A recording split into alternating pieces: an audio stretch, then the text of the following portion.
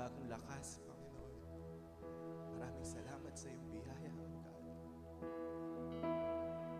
Karapat-dapat ka ng puri, O God, at pasasalamat. Sa oras na ito, Panginoon, kami lumalapit at papakumbaba sa iyo. Humihiling ng kapatawaran, O God, sa lahat ng mga nagawa namin. Di mabango sa inyo, Panginoon. Pagkalinisan niyo po kami, Panginoon, para malaya akong kumilos sa oras na ito, God. Hallelujah. Sa oras na ito, Panginoon, kumilos ka. Kumilos ka, Panginoon. Mula sa aming awitan hanggang sa pakikinig na iyong salita, hanggang sa aming pag-uwi, Panginoon. Manatili ang iyong salita. At sa lahat ng matatayo, Panginoon, dalangin namin. Samahan niyo po. Anoint them with your fire, with your spirit, Panginoon. At ikaw ang makita. Lord, dalangin din namin, Panginoon, na ma-enjoy namin ang presensya mo sa oras na ito.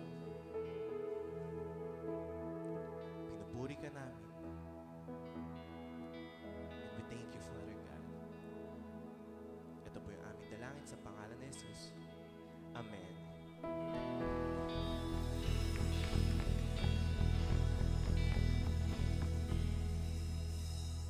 Amen. Ayan. So, espesyal yung araw na ito dahil hindi lang tayo sama-samang magsasamba sa ating Panginoon, kundi ipinagdiriwang din natin ang ating Pastor's Appreciation. Ayan. So, sa ating pagtatapos ng ating service, we invite you na lumapit at personal na batiin natin at pasalamatan ng ating mga pastor at iparamdam sa kanila ang ating pagmamahal at panalangin. Hallelujah. So ngayong umaga, sama-sama muna tayong magpuri at magpasalamat sa Panginoon. Sabay-sabay natin sambahin ang Diyos na karapat-dapat sa lahat ng papuri.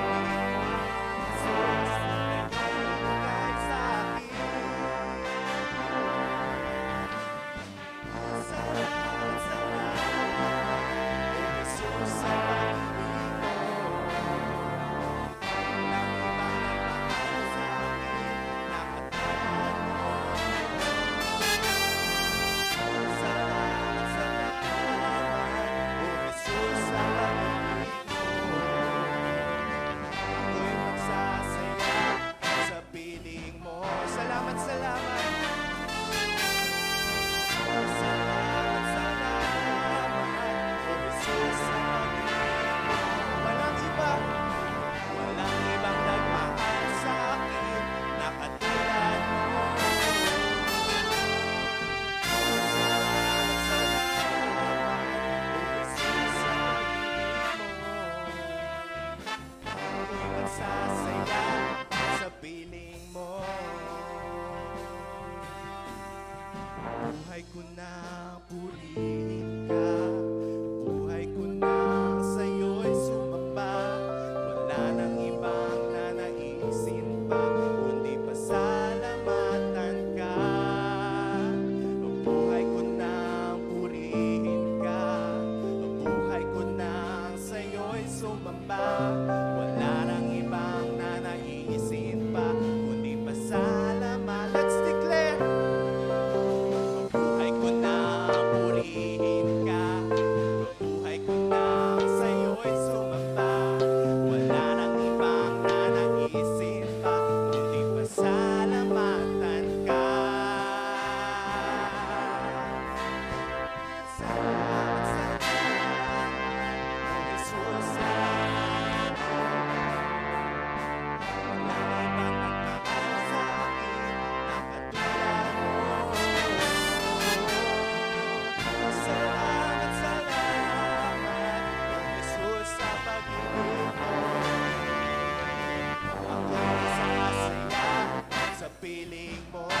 Minsan pa, salamat. Salamat, salamat. O Jesus, sa pag-ibig mo. Sa akin na katulad mo. Salamat, salamat. O Jesus, sa pag-ibig mo. Ako'y magsasaya. Ako'y magsasaya. Ako'y magsasaya sa piling mo.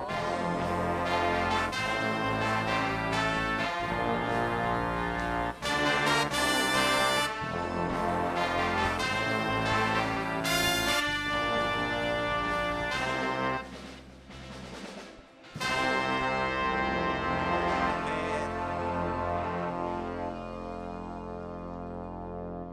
Salamat, Panginoon. Kulang yung mga salita, mga araw, Panginoon, upang pasalamatan ka, Panginoon.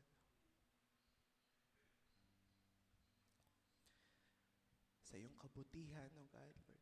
Sa iyong biyaya, sa katapatan mo, Panginoon. Salamat, Panginoon.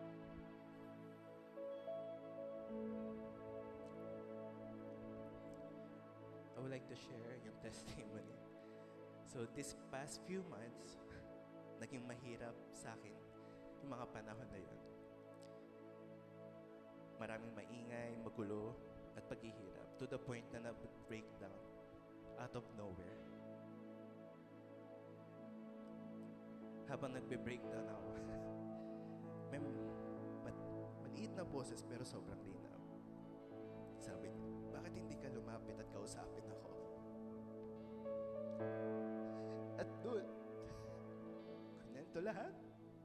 And after that, nandun yung peace, yung kagalakan. And I know na siya yung maghahari sa buhay mo.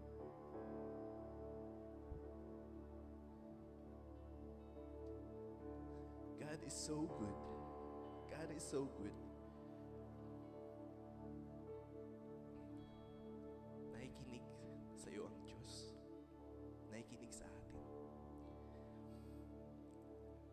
Marahil ngayong araw, may ilan sa atin ay may pinagdadaanan, pagod, may tanong, may kinakatakutan at paghihirap. Pero sa gitna ng kaguluhan, siya yung ating kapayapaan. Mananatili ang kanyang salita. He have already conquered the world. Tayo lumapit sa Diyos. Handa tayo magpasakop, ipaubaya ang lahat. At sabihin, Panginoon, maghari ka.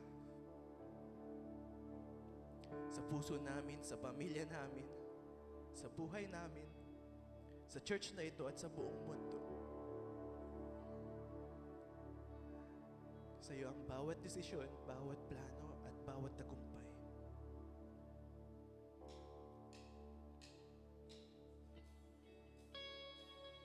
Maghari ka, O Diyos. Maghari ka sa buhay namin. Hindi ang aming sarili, kundi Ikaw, O Diyos, ang maghari. Ikaw, O Diyos, ang maghari sa buhay namin, Panginoon. Hindi namin kaya kung wala ka, O Diyos.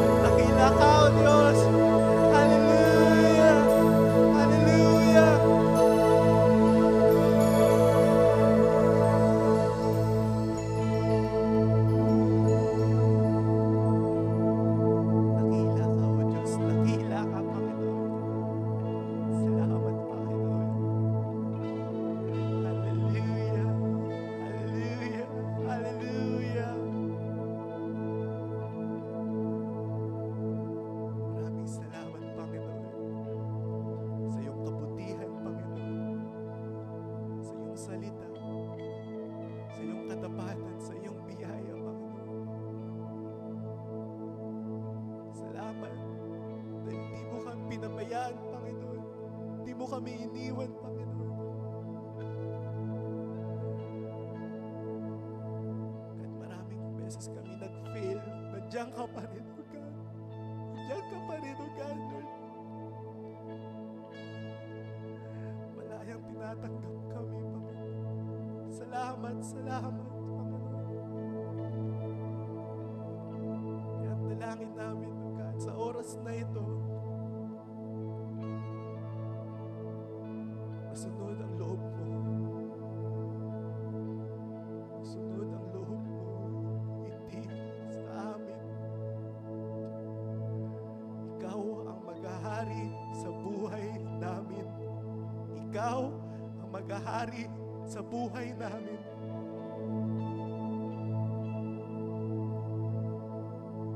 Dahil sa iyo, Panginoon, may kapayapaan, may galak, at secured, Panginoon.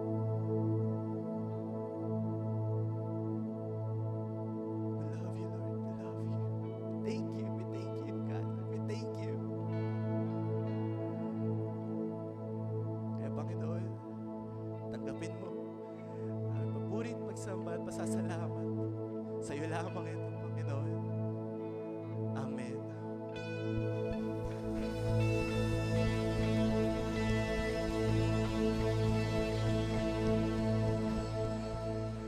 Amen. Maaari na po tayo makaupo sa presensya ng Panginoon.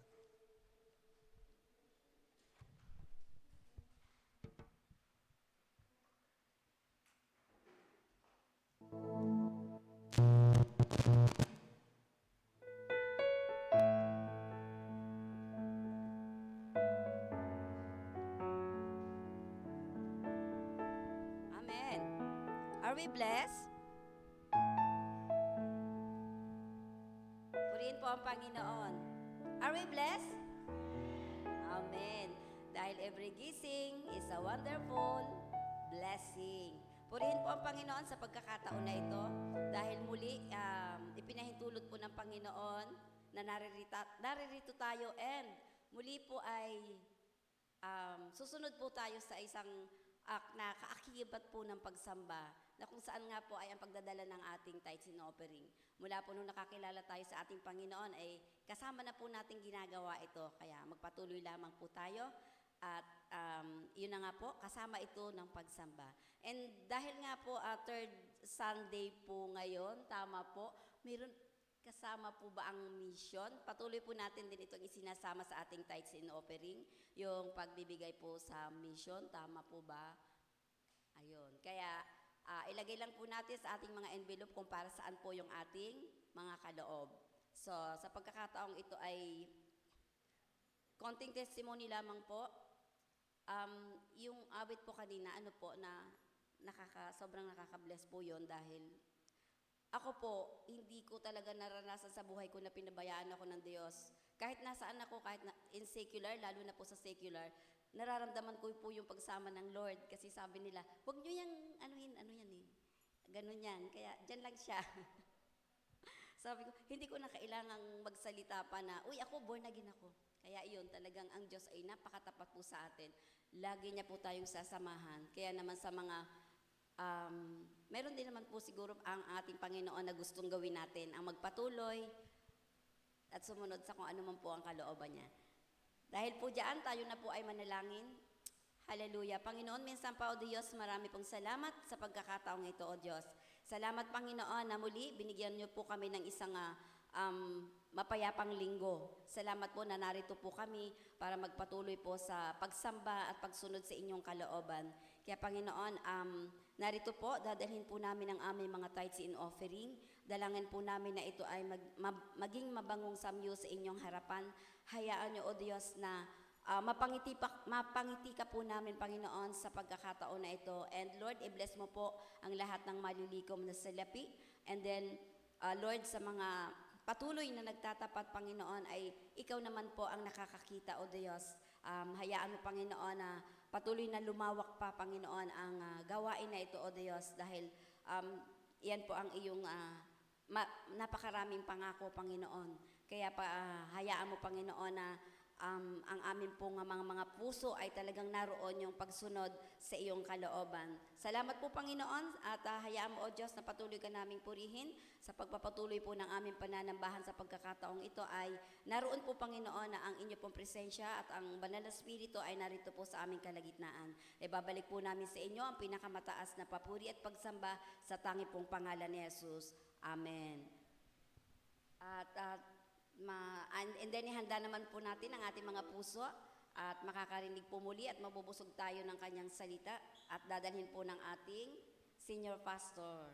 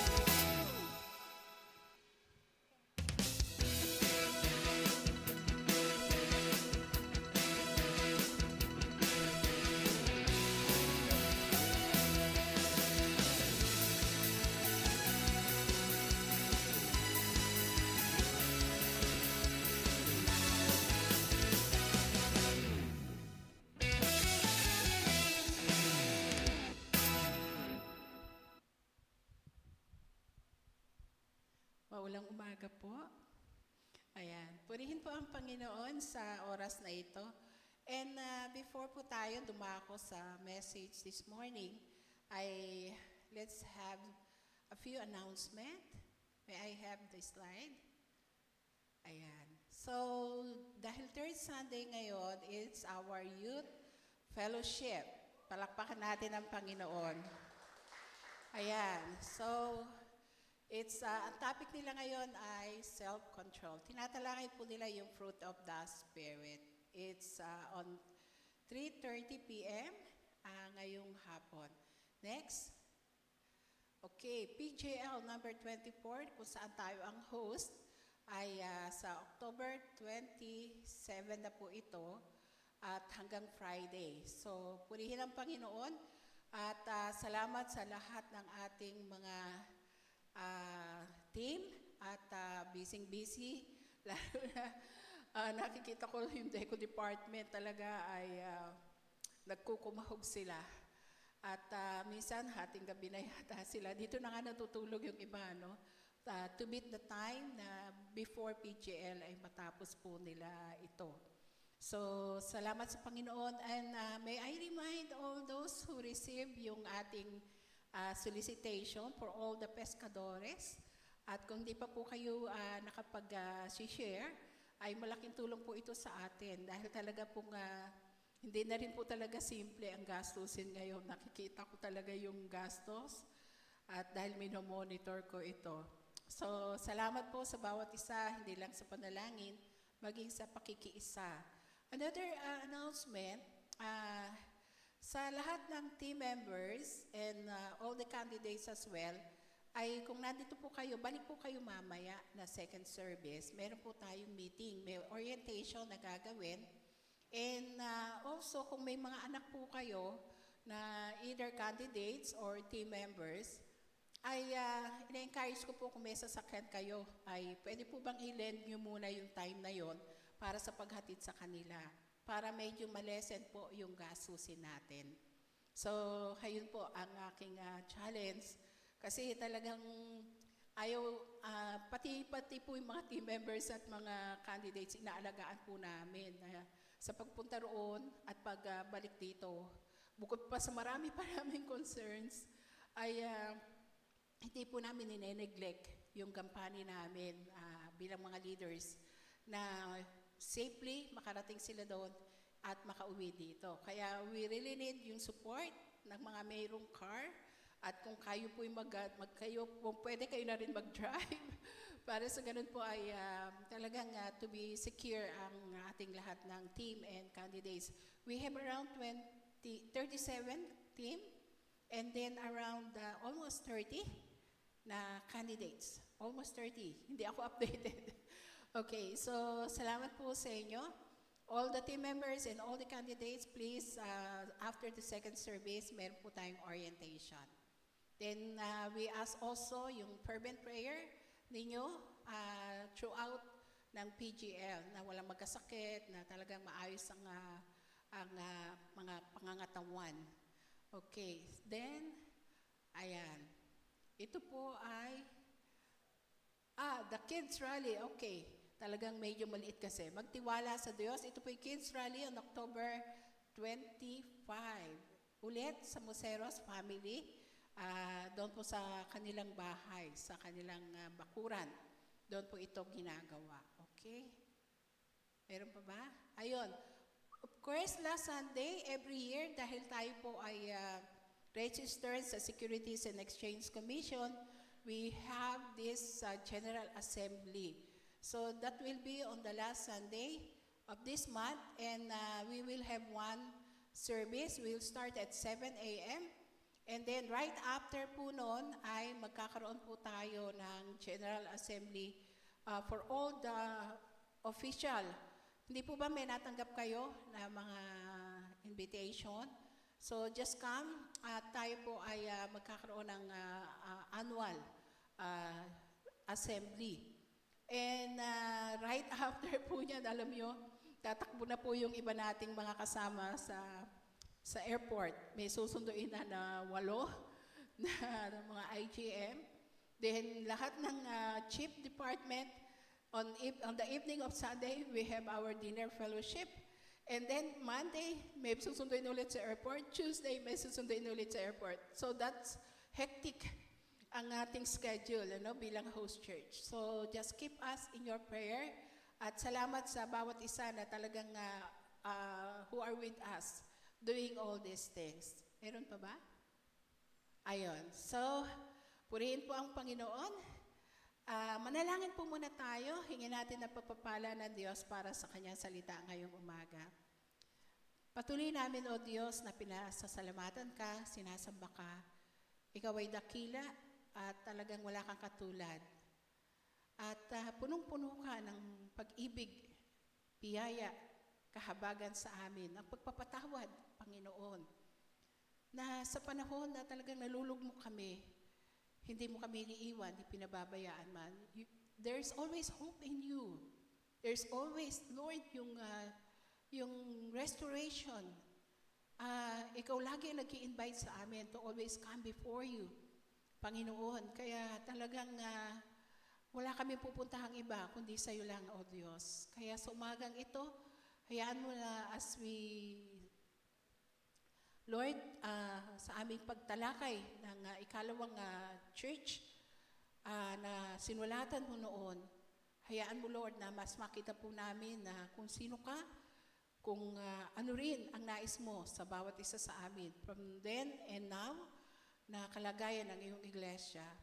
Lord, maging ang iyong lingkod na gagamitin, make her your mouthpiece, itago mo siya sa iyong krus, at ang makita ay ikaw at ang iyong salita. Lalo kaming ma-challenge, so Lord God, to do what you want us to do. Lord, yung katulad ng inawit namin kanina, let your will be done on earth as it is in heaven. Let it be, Father God. Holy Spirit, take over our place right now, our hearts, minds, and ears, so that we will not miss, Lord, yung pagpapala na nais mo sa amin. Give us also a teachable heart, Lord God. Yung talagang makinig kami sa iyo. Yung real hearing, O God. Kasi ito yung sabi mo, lahat ng may pandinig, makinig. Help us to really listen and respond properly sa iyong mga salita, Panginoon. Salamat po at yung aming dalangin sa pangalan ni Jesus. Amen. Palakpakan nga po natin muli ang Panginoon. Hallelujah. So, again, isang magandang umaga po sa lahat. Nasa third week na po tayo ng ating preaching series ng Wake Up Church, What the Spirit Says to the Churches Then and Now. So, ito po ay 2-month series. Hanggang November, tatalakayin po natin ito. So, this is from Revelation chapter 1 to 4, which features yung letter ni Jesus sa 7 churches. So, again, ay magkaroon muna tayo po ng review at Wala po kasi ako ng dalawang Sundays, kaya hindi ko po masyadong nakita, ano. Nagkasakit ako nung first Sunday, then nung second, nasa katuparan naman po ako. So let's see the scene, ano, yung the Book of Revelation. Okay, ang Book of Revelation ay sinulat po, of course, ni John. And while nandun po siya while in exile on the island of Patmos. So mababasa natin yan sa Revelation 1:9. And while he was on the island of Patmos, ni-reveal ni Jesus yung sarili niya sa kanya as the risen and glorious Lord. So, Revelation 1:12 to 18. Si Pastor Norden ang nag-share niyan. And before revealing yung end time events, Jesus addresses his churches first. Kasi after po ng sulat na ito sa 7 iglesia, doon na po niya ibinigay what will happen on the end times. So ano yung key points na makikita po natin dito? Jesus begins not with the world, but with the church. He cleans his house before judging the nations. So nagpapasimula ang paglilinis ng Diyos sa bakuran ng iglesia niya, hindi sa labas ng iglesia, which is the world. Kaya huwag kayong magtaka, may shakening na nagaganap sa loob ng iglesia. Inuumpisahan niya yon sa loob ng church. At yung sinulat niya dito sa 7 churches, mga tunay na iglesia po ito. So, tingnan po natin yung 7 churches na ito. They are real and representative of churches as of this time. Sabi diyan, these were real churches in Asia Minor, yung modern-day Turkey sa ngayon. They also represent spiritual conditions that exist in churches and believers today. So, hindi lang ito noon, ito rin ay nire-represent, yung spiritual conditions na nag-exist sa atin sa ngayon, and as well as the condition of the believers. So, what is the key point here? The issues they face nung panahon na yon, like losing first love, di ba yun yung sinabi doon sa unang sinulatan, the Ephesus? And then enduring persecution, which is tatalakay natin ngayon, tolerating sin or becoming lukewarm still exists as of today. So, ngayon, tingnan nga po natin kung paano yung personal messages na ginawa ni Jesus sa bawat iglesia. Actually, kung tatanungin po natin, he addresses each church directly. Yung word, ito yung makikita natin sa lahat, yung common word na makikita natin sa 7 church na sinulatan niya, he knows their works. I know your deeds. Yan ang madalas na makikita natin, na it appears repeatedly. After sasabihin niya ito, he gives commendation. Yung maganda, patungkol sa church, then correction or rebuke, then a call to overcome. So, ganyan po yung structure ng letter ni Jesus sa 7 iglesia. And his words are filled with truth and grace, loving yet uncompromising. Talagang sinasabi niya, yun dapat nilang marinig. What is the key point here? Jesus cares deeply about the health, holiness, and faithfulness of His church. Kaya nga, yung letter na yon, yung messages na ibinigay na yon ng Panginoong Jesus sa kanyang mga iglesia is a mirror for today's church and our hearts. Yan po yung picture. These messages serve as a mirror, showing us where we stand spiritually. Nakikita talaga anong kalalagayan. Nasa salamin po natin talaga where we stand spiritually. And a megaphone. Ano pagkakaiba ng microphone sa megaphone? Mas malakas, ano? Mas malakas. Mas kayang abutin ang malawak. Ito yung megaphone calling us to wake up, return, endure, and remain faithful. And also, it serves as a map, guiding us on how to walk as an overcoming church. Kaya hindi ba madalas sa huli, ay laging ang may pandinig, makinig. Kaya binibigyan niya ito lagi sa lahat ng sulat na yon. So, the key question here is this. If Jesus wrote a letter to our church today, what would he say? Ano kaya sasabihin niya? Kung susulat siya sa ating church, ano kaya ang kanyang sasabihin? Kasi yung 7 church na yon, nire-represent, replika ng kasalukuyan sa ngayon. So, sa bawat church na sinulat ni Jesus, nandun yung panawagan. A call to listen and respond. Ito po ang laging naroroon. So, tatanawin po natin ito. Nag-umpisa na tayo nung nakaraang linggo. We will journey through each of these letters. Then we will ask ourselves, ito yung tatanawin natin as we listen to the message. What would Jesus say to our church today? What would He say to me personally? Kasi part tayo ng church eh. Am I listening to His voice? Or am I just going through the motions?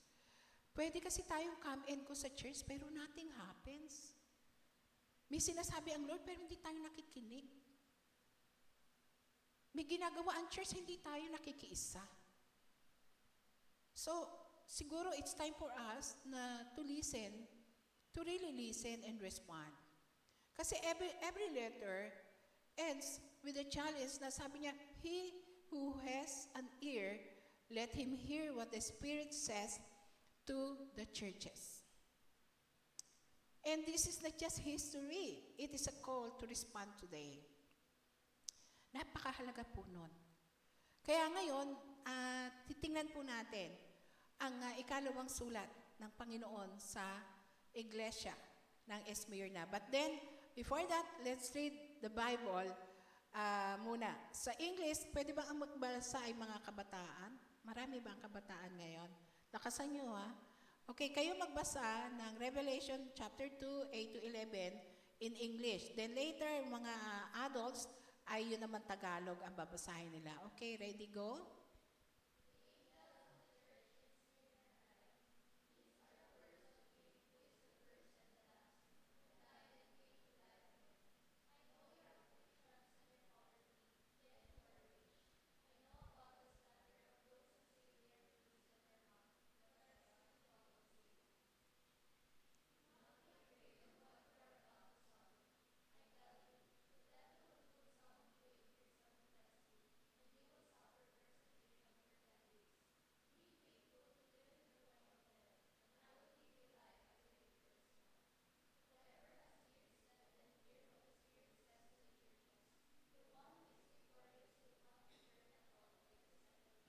Okay, mga adults.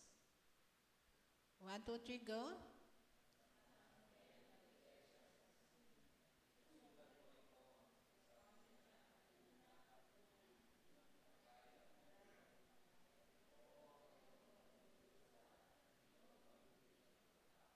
Bagaman ikaw ay mayaman,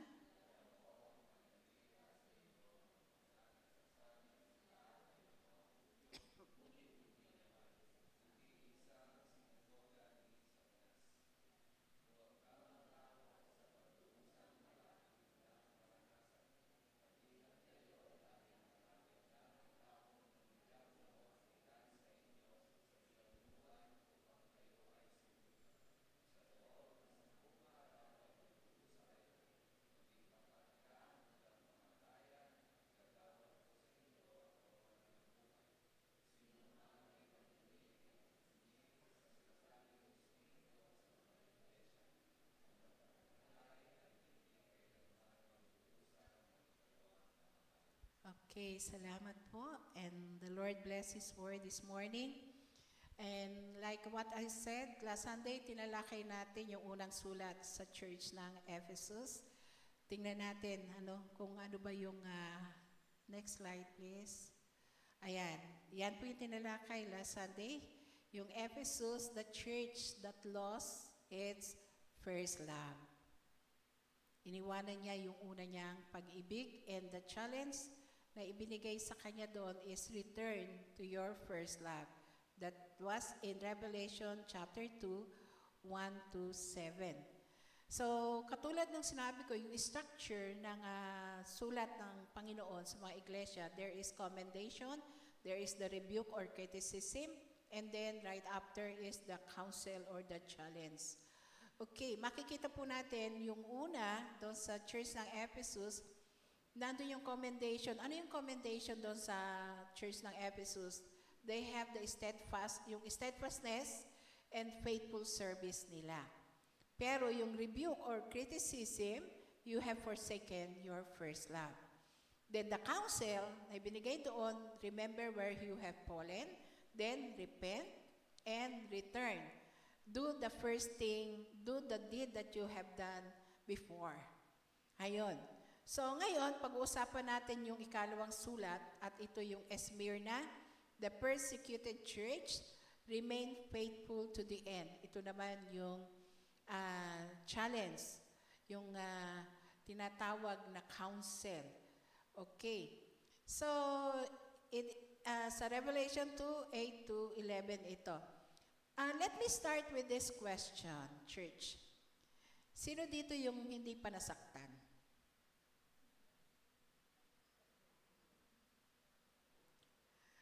Wala, di ba? Kasi tayong lahat dumaan sa pain, hurts. Everybody hurts, right? Lahat tayo. Pero may isa pang tanong, narinig ko ito madalas. Naalala ko may libro na nasulat. Pero i-reward ko. Hindi ba kayo nagtataka? Have you ever wondered why good people suffer? O sabi, why the righteous suffer? And sometimes, those who are most faithful to God seem to experience more pain than others. Nung na-born again ako, lalo yatang dumami problema ko. Like that. Minsan naiisip natin na, Lord, ba't ganon? Kung kailan ako lumapit sa'yo, parang mas lalong gumulo. Parang mas marami akong pagsubok na naranasan. Mga kapatid, that's the reality of a broken world. We live in a broken world where Satan reign. So, truly, life is filled with suffering. No one is immune. Lahat tayo. Lahat po tayo. And ang totoo, pain comes in various forms. Physically, yan, may mga problem tayo sa physical. Emotional. Maraming memories na kailangan ma-heal. Ayan. Maraming nakatago dito na walang nakakaalam kundi ikaw lang at si Lord. Finances. Another one. So, relational. Ito yung pinakamabigat, ano? Kahit sa loob ng tahanan, maraming issue. Hindi magkasundo. Kaya, sabi ni Proseso Marcelo, ni Pastor Proseso Marcelo, yun daw ngipin at dila, magkasama ng lagi. Nagkakagatan pa. So, that's it. So, but Jesus never promised us a life of comfort. Are we aware of that? Hindi ba may isang awit na Tagalog yun na hindi siya nangako na laging araw, may ulan. Ayun. Jesus never promised us a life of comfort. Rather, anong promise niya? Cross. Sabi niya, pasanin mo yung cross daily. Di ba yun yung sabi niya? No? Those who want to follow me, you have to carry your cross and bear it. So, kaya napakahalaga ng salita ng Diyos sa ating buhay para alam natin how to live right. And actually, that's exactly what happened to the church in Smyrna, one of the 7 churches in Revelation. They were faithful, yet persecuted. Poor, yet rich in God's sight. And to them, etong sabi ni Jesus, be faithful unto death, and I will give you the crown of life. So, hanggang kamatayan, kinukol niya na maging tapat. Kasi sa totoo lang, May dalawang klase ng suffering. Suffering because you follow Christ, suffering because you disobey Christ. Tama ba? Ang tawag daw sa isa, blessing. Kasi may reward ka. Yung isa, curse. Kasi kaya ka nagsasuffer. Kasi sumuway ka kay Jesus. Definitely, that's a consequence. Kaya dapat ma-determine natin why we suffer. Pero as I tell you, even the righteous suffer. Nakalagay yan sa Biblia, hindi yan sa atin na inilihim ng Panginoon. Kaya nga, don't give up. Kaya nga, yung word dito ni Jesus, be faithful to the end. Yan, remain faithful to the end. Kasi ito di ba, yung sabi ng, remain in me and I will remain in you. How long? Paano kung suffering pala yung kinalalagyan mo? Sabi ng Panginoon, meron talagang persecution. Meron talagang suffering. Ngayon, the question is, how long? How far will you follow Christ? Dito nga sinabi, hanggang sa punto ng kamatayan. So, the Spirit's message to Smyrna, nung panahon na yun, is the same message to us today. Ayun. Kaya nga, pag dumarating yung mga suffering because of our faith, don't give up. So, because Jesus knows, Jesus cares, and Jesus rewards those who remain faithful to the end. So, the big idea we have for this message today in passage ng 8 to 11 is this. Even in suffering and persecution, Christ calls His church to remain faithful until the end because He is the victor who gives the crown of life. Kaya, kahit may pagsubok, kahit may suffering, ang panawagan ni Jesus, remain faithful until the end. So, mahalagang itong mailagay natin dito sa ating isipan. Kasi dito magdi-decide tayo So, now let's go to the context and background ng Smyrna para mas maunawaan natin later, no? Ang Smyrna is a wealthy city in Asia Minor na modern day Izmir, Turkey. Okay. Ang Smyrna ay known for emperor worship. When you refuse to worship Caesar, maglilid ito sa persecution. Ma-expose natin yan mamaya. And ang Smyrna is one of the two churches, ang isa ay Philadelphia, that received no rebuke. Take note walang rebuke. Dalawang church sa 7, wala silang na-receive na rebuke from Christ. Isa si Smyrna at pangalawa yung Philadelphia. So, the church was materially poor but very rich in faith. Spiritually, ay rich. Okay. Now, ano matututunan natin sa passage ngayon? Kasi di ba what the Spirit of God is saying? Then, noon, at ngayon. So, ito yung sinasabi ng Panginoon ito yung sulat ng Panginoong Jesus sa Smyrna na sulat din sa atin sa ngayon. Kaya, tingnan natin yung point number 1. At tingnan natin yung verses 8 to 9, Christ knows your suffering. O pwede natin palitan yung your Christ knows their, kasi then yun, their sufferings.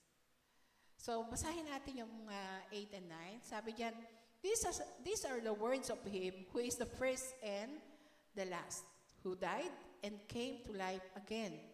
I know your afflictions and your poverty, yet you are rich. I know about the slander of those who say they are Jews and are not, but are a synagogue of Satan. Okay, isa-isahin natin yung sinabi dito. Yung the word na I know. Ayan, titingnan natin yung I know, affliction or tribulations, poverty, then yet you are rich. Isa-isahin po natin. The word I know, kanina,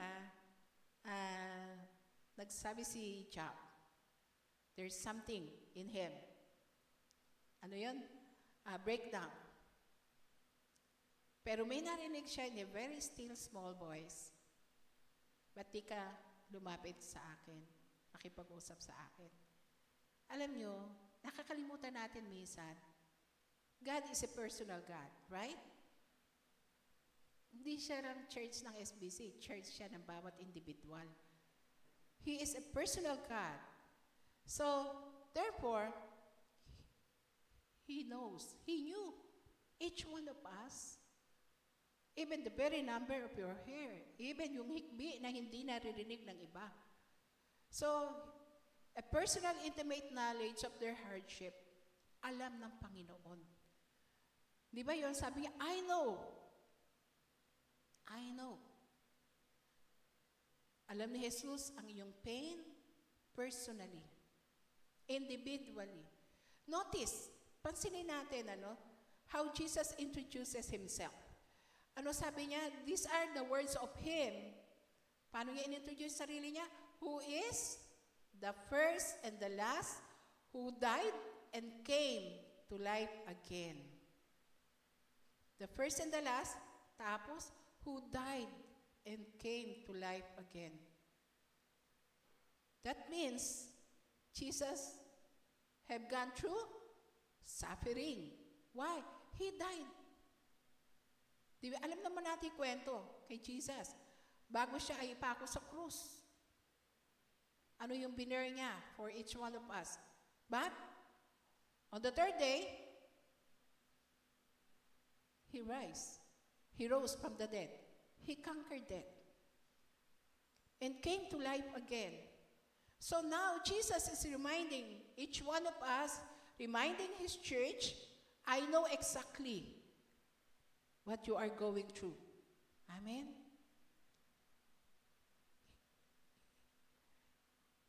I know. Hindi po, He is not a distant God. He is near to us. He is near to the brokenhearted. He is the Savior who suffered and conquered death. That means He understands, He cares.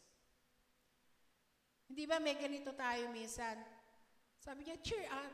Hindi mo alam pinagdaraanan ko. Alam ko, pero still hindi natin talaga naunawaan. Kaya minsan it's not easy. Minsan it's so easy for us to judge. To say things. Ayan, na hindi maganda. Pero hindi natin alam ang tunay na kalagayan na pinagdaraanan talaga ng mga tao. Pero si Jesus, sabi niya, I know. Sabi, I know your afflictions and I know your afflictions. So, yung afflictions na kinalalagyan po ng Smyrna, di ba kanina yung context nito, ay meron tinatawag na emperor worship. Dahil doon, dahil ang mga Christians, may dalawa po kasi na tao doon sa yung time na yon, mga Romans and the Jews. Ang Romans ay nagtakda ng emperor worship. So, pag hindi ka sumamba doon, subject ka for persecution. May pressure. Bukod doon sa pag hindi pagsamba, pag hindi ka kasi sumamba, para bang hindi ka makakabili ng yung pati trabaho mo affected, pati pagbili mo ng mga supplies affected. Kaya nga yung synagogue, yung tinatawag na synagogue of Satan doon, yung they are in opposition, yung mga tao na believers, they are in opposition doon sa emperor worship. Kaya sila ay nahihirapan. Then yung kapwa nila Hudyo ay para silang ano tawag doon, yung makapili natin, sinusumbong po sila yung mga hindi nag-worship doon sa emperor. Sinusumbong sila sa mga Roman officials. Kaya ang nangyayari, the more na nahihirapan po sila. Kaya nagre-result ito sa poverty. Nagre-result ito sa kahirapan. Sabi niya, I know your afflictions and your poverty. So yung poverty na tinutukoy po dito ay yung extreme poverty. Kasi dahil nagre-refuse sila to participate in emperor worship, ay nadideprive po sila ng tinatawag na yung pakikipag-deal ng work, yung mga transaction like that. They shut out yung mga trade guilds for refusing emperor worship. Kaya yun po ang nangyayari. Na hindi ba, pinoproject ito na in the future possible ganito na na magkakaroon din po ng ganitong persecution because of our faith. Pero ang sabi dito, yet you are rich. Despite material lack, they have spiritual wealth. Kaya nga, they are rich in faith and in courage. Wala man silang kayamanan sa mundo, pero meron silang kayamanan sa langit. So that's the picture ng Smyrna that time. Kaya they have this so-called afflictions and poverty. At makikita po natin na ang Panginoon, nandun yung kanyang encouragement. Yet you are rich. Yun ang sabi. Kino-comment sila dito. Ayun. So, kung titingnan natin sa kasalukuyan, ano nga ba yung mga challenges natin regarding sa ating pananampalataya?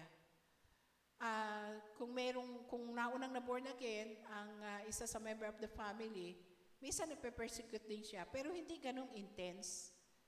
Ayun, minsan nadi-deprive ng, naalala ko yung classmate ko sa ATS, nung ma-born again siya, nag-aral siya sa ATS, hindi siya binibigyan ng pera ng asawa niya, mga anak lang niya at pagkain nila.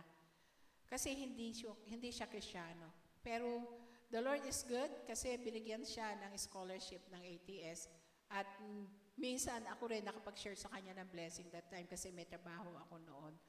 So nakikita nyo, mga simple persecution pero it's a real one. Kaya nga, yung mga tao na usually na dumaraan din sa iba't ibang mga pagsubok na nagtagumpay, minsan mas sila pa talaga yung nakapag-comfort, nakapag-advise, nakapagbibigay lakas doon sa mga taong dumaranas nito.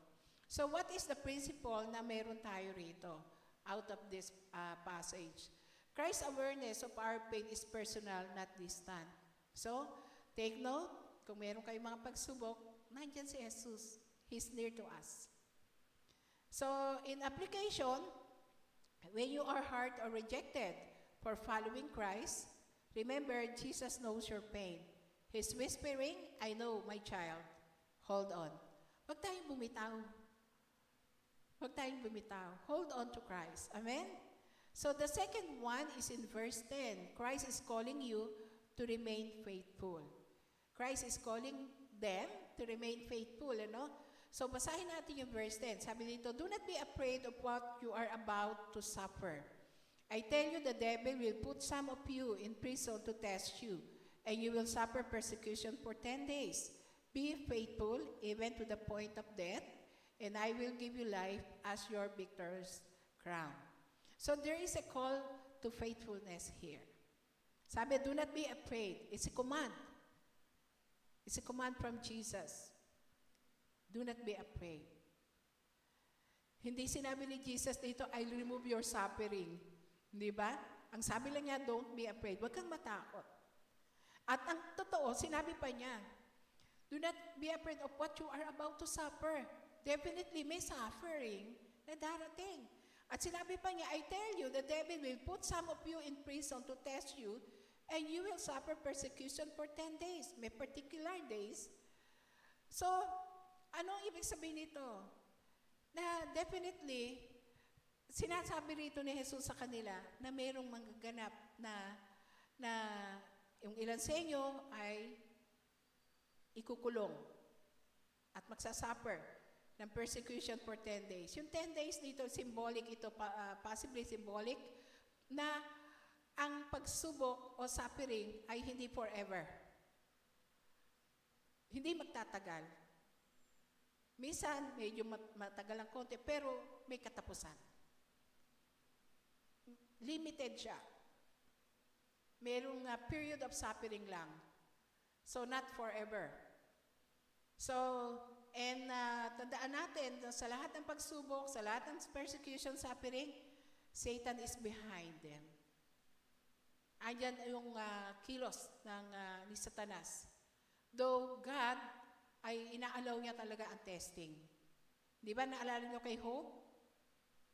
God allowed na mag-suffer si Hope. Pero forever ba? Hindi. Ni-restore ng Diyos si Hope. Mas higit pa sa nawala sa kanya. Kaya ang kanyang encouragement dito is, be faithful. Be faithful even to the point of death. Hindi lang natin endure yung suffering, but willing. Nakita niyo po ba na halos lahat ng apostle ni Christ ay naging martyr? At ang buhay na lang that time ay ito na lang si John. Nandun siya sa island of Patmos. Alam niyo ba na hindi namatay si John? Doon sa kumukulong mantika, inilubog siya. Hindi siya namatay. That's a miracle from God. Dahil may plano pa ang Diyos kay John, the beloved. Kaya itinapon siya sa island of Patmos. Noong pala, yun na. Namatay po si John sa katandaan. Kaya, yun po. Be faithful even to the point of death. At the promise, and I will give you life as your victor's crown. Yung victor's crown or crown of life, this is the eternal reward na simbolo ng triumph natin kay Christ. Actually, yung persecution nung panahon ng Smyrna was real and deadly talaga. Ayun, very intense. At time na yon, ang isang halimbawa dito ay yung si Polycarp. Si Polycarp po ay bishop ng Smyrna, AD 155. Sa history, sa Christian history, tells us, si Polycarp, as the bishop of Smyrna and a disciple of John, when he was 86 years old, inarrest po siya ng soldiers for refusing to worship Caesar. They told him, curse Christ and we will let you live. Sabi niya, sumpain mo si Jesus at mabubuhay ka. Ito yung sagot ni Polycarp sa mga soldiers. Sabi niya, 86 years I have served him, and he has done me no wrong. How can I blaspheme my king who saved me? Kaya that time, he was burned at the stake. At that moment, he was burned alive. But his faith lit up generation after him. And Polycarp remained faithful to the end, unto death, to the point of death. And itong story na ito perfectly embodies yung Revelation 2, verse 10. Be faithful unto death, and I will give you the crown of life. So, what principle we can get from here? The faithfulness is proven in the fire, not in the comfort zone. Malalaman niyo po kung tunay, kung genuine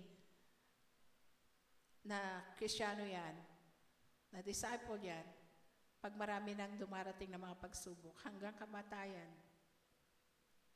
Ayun. Doon makikita yung katapatan natin. So in application, how are we going to respond to this? Maybe yung persecution natin ngayon is not physical, but sometimes emotional, social, ayan, or may finances. Kasi lalo na pag pera na pinag-uusapan, ang hirap. Tinatalikuran na talaga yung pananampalataya. Pero with Christ, we have everything, di ba? So, people, mock your faith, possible. Minsan tinatanong tayo, you are too religious. Yung sabi ni Isabel kanina, may ganun daw. Halo, no? Ayun. So, don't be ashamed. Kaya faithfulness is not about popularity. It's about perseverance. Kaya napakahalaga. Kaya nga, don't fear. Yun ang sabi ni Jesus. Don't be afraid. Because no trial can touch what's eternal in you. Walang maaagaw ang kaaway sa atin na binigay ni Christ. Kaya, just keep it. Just keep on going sa takbuhin na nilagay ni Jesus sa atin. Then the third point is in verse 11. Christ promises eternal reward. Sabi diyan, he who overcomes will not be hurt at all by the second death. I like this. Napakaganda ng part na ito.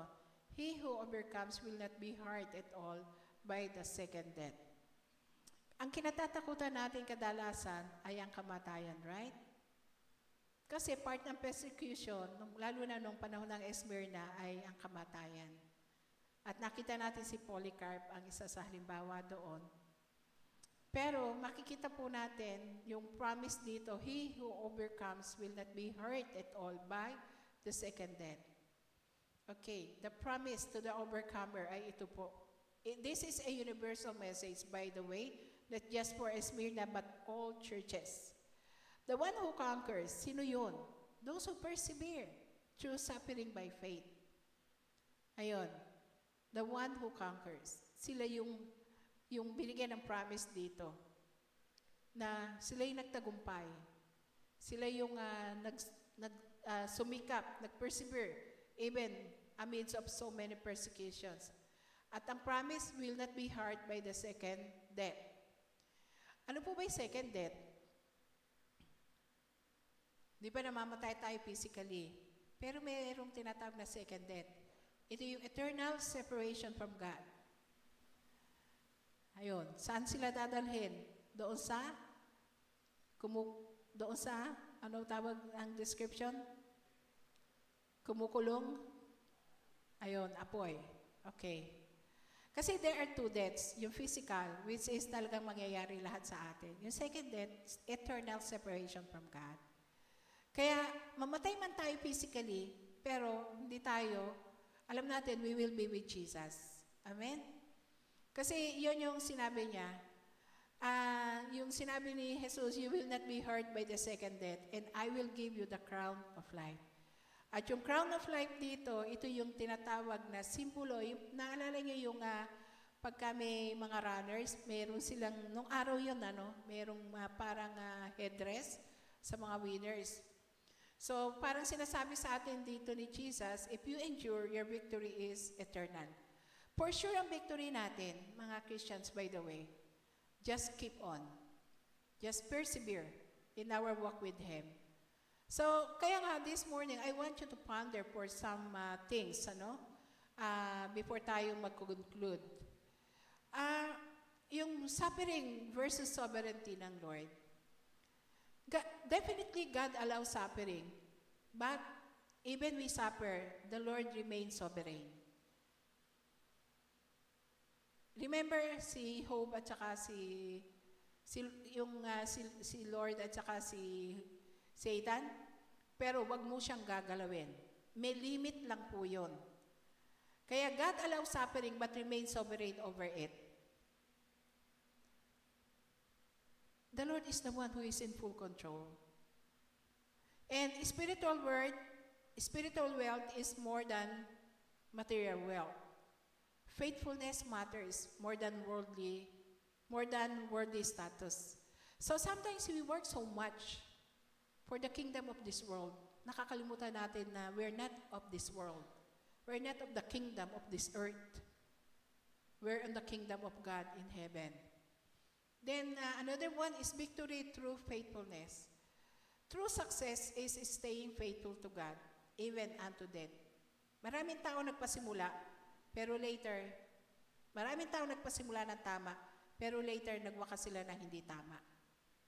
Kaya ang tunay na victory is to remain faithful to the end. Ayun po. Kaya walang susuko. We will never quit. Don't quit.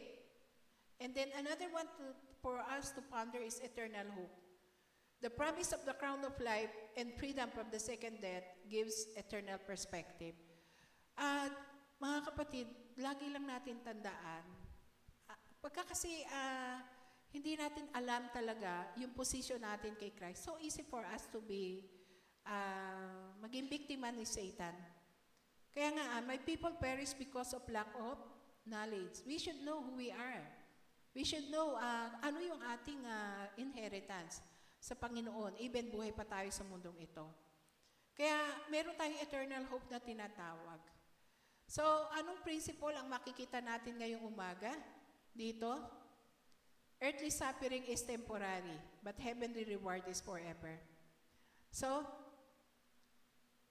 kaya between sufferings, may tinatawag tayo, mag-suffer ka man, pero nag-suffer ka for Christ. Hindi dahil gumawa ka ng mali. May heavenly reward na naghihintay sa mga nagsasuffer for Christ. Hindi natin intention na mag-suffer, Talaga inaalaw ng Lord yan. Naalala niyo yung mga athletes, yung mga manlalaro, they endure pain. Para saan? Para sa medalya na nagfe-fade. How much more should we endure sufferings, and gain the crown that lasts forever. Amen? So, let's work for that rather than for this earthly reward. So, kaya nga, in application, when tempted to quit, remember the finish line. Your reward is to hear, well done, good and faithful servant. Pagka babalikan nyo yung mga heroes of faith in the Old Testament, makikita nyo, mas naggalak sila, naibilang sila na ganoon ang naging kalagayan nila in exchange for Christ. Kasi hindi nila minahal ang mundo. Hindi nila minahal ang kanilang sarili, kundi ang Diyos na siyang nagmahal ng higit sa lahat. So, ano po yung mga things na minsan nakakahinder sa ating pag-walk with Christ? Sa mga trabaho, meron ba kayong nararanasan persecution? Meron ba kayong mga pag-alimura, yung parang may sinasabi na hindi magaganda para sa'yo? Maaring sa loob ng family. Pero tandaan po natin, that's a temporary one. So, still remain faithful to the end. So, in conclusion, ay tingnan po natin ulit ang Smyrna. Smyrna was small, poor, and persecuted, but in heaven's eyes, they were rich and victorious. Alin ang pipiliin natin? Applause ng tao o applause ng Diyos? Okay. They lost everything the world valued, but gained everything that really matters. So, church, the Spirit is saying today,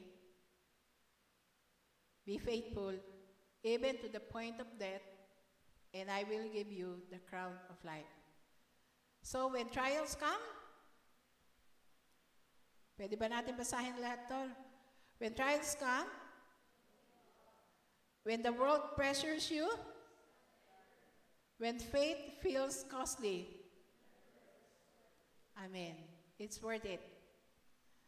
So, my challenge for you this morning, paano natin maipapakita yung faithfulness natin sa Lord? Sabi niya, be faithful even to the point of death. Are you faithful when life gets hard? Isang katanungan po. Kasi ang challenge sa atin ngayon, be faithful even to the point of death. Ngayon ang tanong, are you still faithful when life gets hard?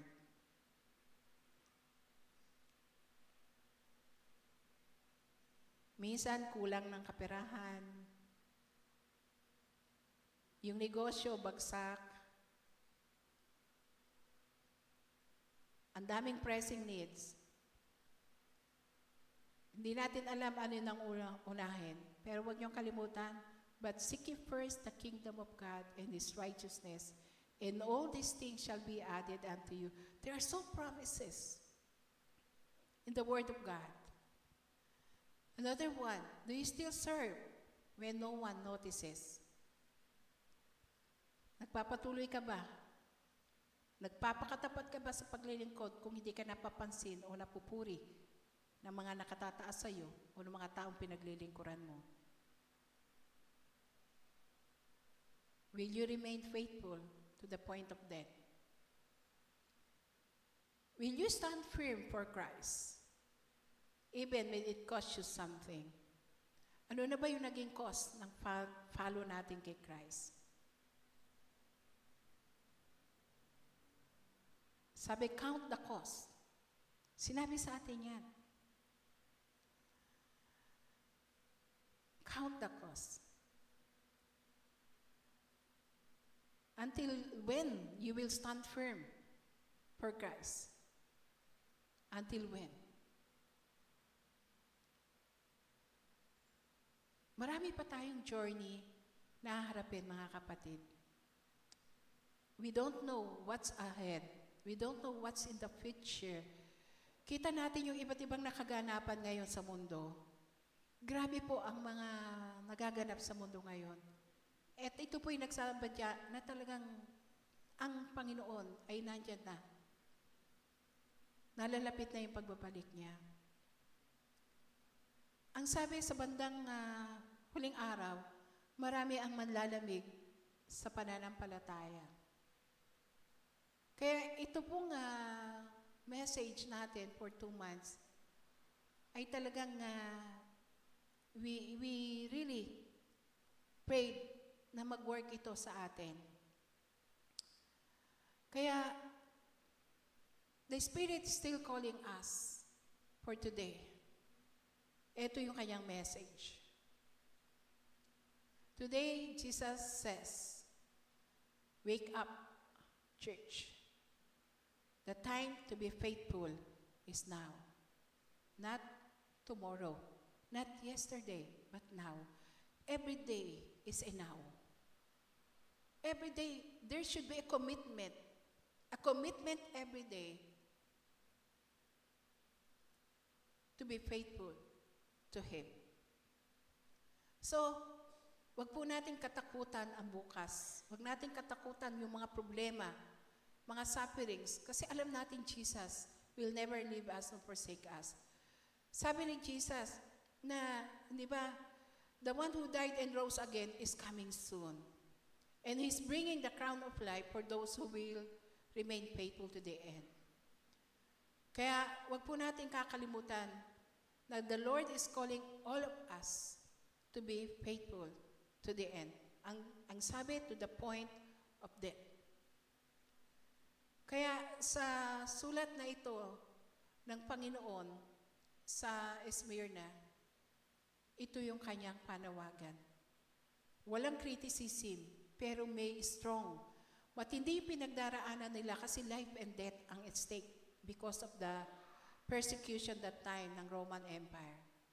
But, sinabi ng Panginoon sa kanila, "I will give you the crown of life to those who overcomes." Amen? So, the then and now, yun pa rin ang tinig na umaalingaw-ngaw sa atin until today. Let's pray. Hallelujah. Salamat, Panginoon, sa iyong mga salita ngayong umaga.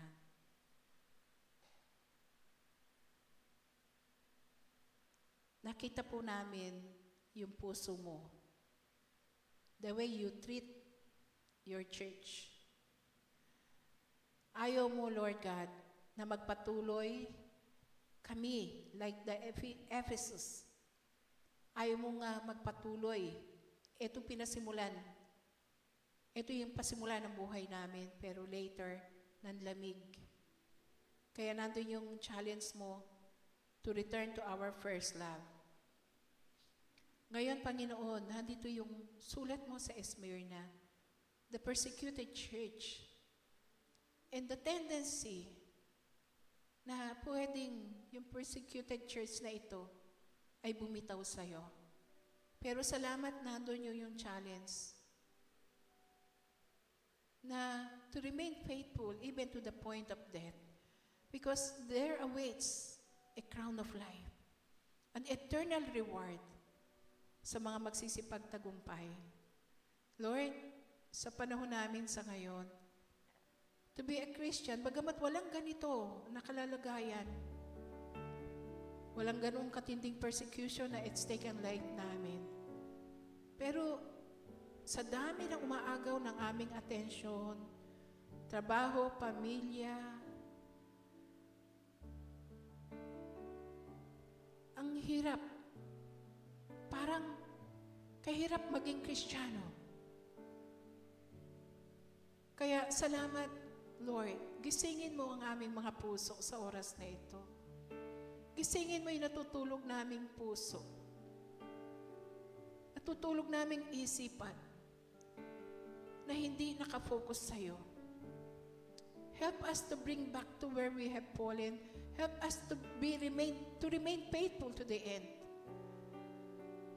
Maaaring hindi kami nakikita ng maraming tao anong pinagdaraanan namin, pero you know, nalalaman mo ang pinagdaraanan namin. Hindi kami napapansin ng mga taong pinaglilingkuran namin o ng mga leaders namin. Pero kilala mo, nalalaman mo ang lahat ng ito.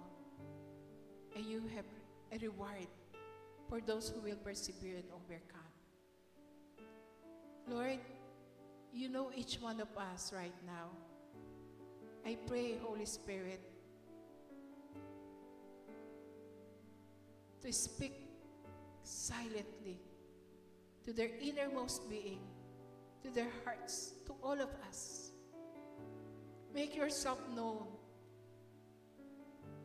Help us to know where we are now in our walk with you.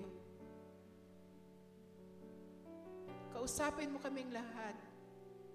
Dahil kilala mo kami, alam mo how to minister to us. Alam mo how to speak the word to us in a very personal way. Lord, sa mga nabibigatan ang kalooban, sa mga may mga challenges, Panginoon, let your Holy Spirit speak to us, minister to us. And there's only one thing that you want from each one of us: to continue in our relationship with you, to remain faithful until such a time na kukunin mo na kami, Panginoon. Lord, SBC Church, I pray, patuloy mo itong tulungan to do what you want us to do. The people, the leadership, the membership, pagkaisahin mo ang aming layunin na naka-anchor sa iyong word, Panginoon. It's not about us. It's not about any one of us. It's about your purpose. It's about your commission na iniwan sa amin, Panginoon. Ama, hayaan mo po, hindi kami malinlang ng kaaway. Na talagang we will continue, Lord God, yung pinasimulan mo, na ipinasa mo at iniwan sa amin. And that is to finish the Great Commission. Pero mahirap gawin ito kung kami mismo dito sa loob ng iglesia ay nandun yung panlalamig. Nandun yung the tendency to be unfaithful sa iyo, Panginoon. Kaya, Lord, ikaw po ang humawak sa aming lahat. Ikaw po ang manguna sa aming lahat. Lalo na, we are on the last quarter of the year. We need a glimpse of your purpose, the glimpse that what you want us to do for the next year, for the next several years, Lord God. Salamat. Hallelujah. Kaya sa umagang ito, dakilang Diyos, just continue with the work of your Spirit in us. Hallelujah. Salamat. And Lord, hayaan mo rin sa oras na ito na ilipa po namin ang PGL number 24. Maraming team from SBC, marami ring candidates. Dalangin ko, Lord God, yung patnubay at gabay mo na talagang during the PGL, ma-refresh ang bawat isa at mabigyan ng panibagong determination to live what you want us to live, O God. Bless all the IGM team from US, from Korea, na dadalo, na magsiserve, Panginoon. Dalangin namin na your traveling mercy, your protection, O God, your strength ang mag-sustain sa kanila. Gayun din lahat ng Pinoy team members all over the Philippines, O God. Hayaan mo rin ang pag-iingat mo ang sumaaming lahat. Lord, lahat ng candidates, prepare their hearts upang sa araw ng PGL, sa 3 days, O God, ay talagang mapagpala at mapuno sila ng iyong banal na presensya. Lord, let the great provision as well ang ibigay mo sa amin na hindi kami kukulangin, kundi mag-overflow pa yung blessing. Thank you for all the hands that provide, that you use, O God, to provide to support this PGL 24. Salamat, Ama. Sa umaga rin ito, we remember our people, wherever they are, na may challenges sa buhay. Continue, Lord, na makapag-minister ka sa kanilang mga buhay. Patuloy namin dinadalangin na may karamdaman si Brother Willie and the other people, Lord God, si Brother Emil. Hayaan mo, Lord, na talagang maranasan nila ang healing touch mo. Yung pag-strengthen mo, Lord God, sa kanilang mga katawan. Pagpalain mo sila at ibangon sa lahat ng ito, ng karamdaman. Salamat. Kaya sa umagang ito, we just want to give you all the praise and all the glory.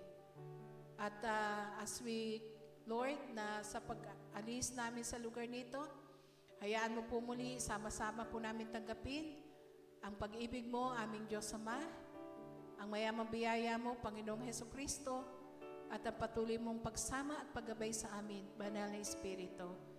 Sa iyo ang lahat ng papuri, sa iyo lahat ng pasasalamat sa matamis na pangalan ng Panginoong Hesukristo. Lahat po'y magsabi ng Amen.